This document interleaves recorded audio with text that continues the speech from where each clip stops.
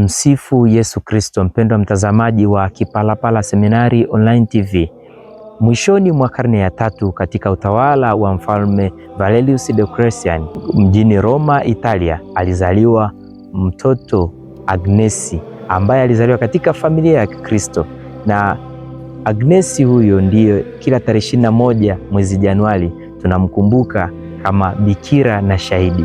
Mtakatifu Agnesi anasifika kwa kuishi maisha ya ubikira au kutunza usafi wa moyo, ambapo yeye alijitoa kwa Bwana wetu Yesu Kristo kuwa mchumba wake.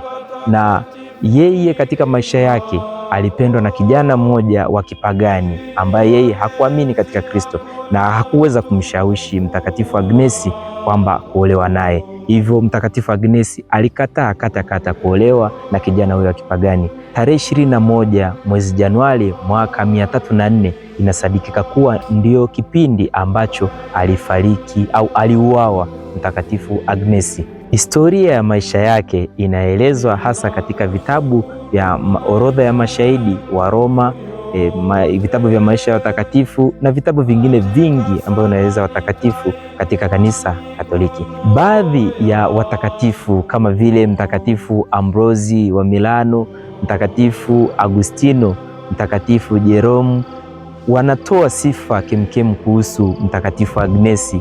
Upekee katika kumbukumbu hii ya Mtakatifu Agnesi ambayo huadhimishwa tarehe 21 Januari ni kwamba jina lake linahusishwa na kondoo ambayo kwa Kilatini huitwa Agnus, ikiashiria usafi na Kristo mwana kondoo wa Mungu. Lakini kwa namna ya pekee Mtakatifu Agnesi anasifika kama mtetezi na mfano bora wa mashahidi wa ubikira au usafi wa moyo. Ni katika kumbukumbu ya Mtakatifu Agnesi ambapo Baba Mtakatifu hutoa baraka ya kondoo wawili, ambapo kondoo hao ni kwa ajili ya kupata manyoya ambayo hubarikiwa tarehe 29 mwezi Juni kila mwaka, ambapo ni sherehe ya Mtakatifu Petro na Paulo, na manyoya hayo hutumika kutengenezea pallium ambayo huvaliwa na Baba Mtakatifu pia na maaskofu wakuu kama ishara ya ushirika na Baba Mtakatifu. Ukiangalia miujiza ambayo imeweza kutokea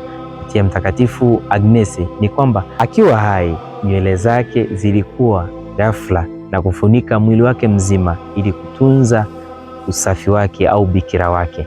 Lakini pia moto uliwashwa ili kumuunguza, lakini hakuweza kuhudhuriwa na moto huo, na hiyo ni ishara kwamba alikuwa chini ya ulinzi wa mchumba wake Yesu Kristo. Lakini baada ya kifo chake inasemekana kwamba aliweza kuwatokea wazazi wake katika maono akiwa amezungukwa na mabikira wenzake huko mbinguni.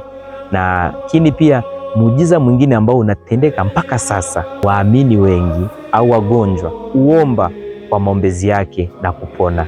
Huu ni muujiza ambao mpaka sasa unaendelea, watu wanaendelea kutoa ushuhuda. Tunajifunza nini kupitia maisha ya Mtakatifu Agnesi bikira na shahidi?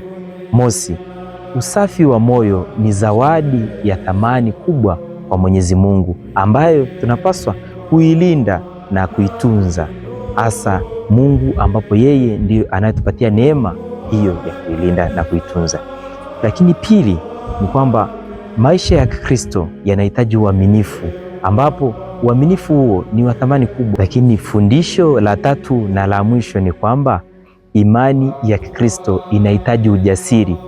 Haijalishi una umri wa miaka mingapi, ni mtoto, ni kijana, ni mzee au ni mtu wa jinsia gani, tusilegelege wala tusiangalie wengine watasema nini au pengine tunapendwa na kina nani. Basi tuige mfano wa maisha ya Mtakatifu Agnesi, yeye ambaye ni bikira na shahidi. Kupitia maombezi yake Mtakatifu Agnesi atuombee kwa Mungu, nasi tuwe na ujasiri wa kuilinda imani yetu ya Kikristo. Tumsifu Yesu Kristo.